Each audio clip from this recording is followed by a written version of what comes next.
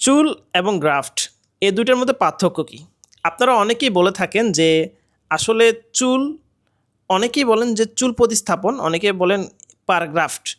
এই দুইটার মধ্যে আসলে কোনো কি তফাৎ আছে? অবশ্যই আছে। এটা সম্পর্কে আজকের আমাদের ভিডিওটা। চুলটা হচ্ছে আমাদের চুলের গোড়া। একটা চুলের গোড়াতে অনেকগুলো চুল নিয়ে একটা গ্রাফট হয়। আমি যদি বলি, আপনি একটা গাছ দেখেছেন, গাছের ডালটা দেখেছেন, ডালের সাথে শাখা-প্রশাখা রয়েছে। এই শাখা-প্রশাখাগুলো হচ্ছে চুল। আর এই একগুচ্ছ চুল যখন যুক্ত হয়ে একটা ডাল তৈরি হয়, একটা মূল তৈরি হয়, সেটা হচ্ছে গ্রাফট। তো গ্রাফটটা হচ্ছে চুলের মূল, যেখানে একগুচ্ছ চুল থাকে।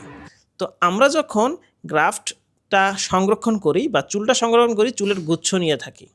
অবশ্যই জেনে রাখবেন, যারা যে ক্লিনিকে আপনাকে প্রতি চুল প্রতিস্থাপনের জন্য 25 টাকা 30 টাকা করে প্রাইস নিচ্ছে, সেখানে কিন্তু আপনাকে ঠকানো হচ্ছে। আপনি অবশ্যই জিজ্ঞেস করবেন যে আপনার পার গ্রাফটে কত টাকা করে নেওয়া হচ্ছে।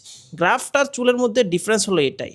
আপনাকে 4000 চুল দেওয়া মানে যে আপনার 4000 গ্রাফট দিচ্ছে তা নয়।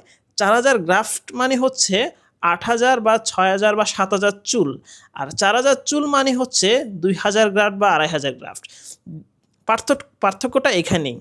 যারা 4000 চুল প্রতিস্থাপন করছে তাদের রেজাল্টটা তো কিন্তু পাতলা হবেই। সেক্ষেত্রে কিন্তু আপনাদেরকে একটা ব্রেন ওয়াশ করা হচ্ছে এবং টাকা, প্রাইজে সব দিকে আপনাকে ঠকানো হচ্ছে। তো ঠকানো বন্ধ করে ভালো কিছু যাচাই করে অবশ্যই আপনি হেয়ার ট্রান্সপ্লান্ট ভালো জায়গা থেকে করবেন। ধন্যবাদ।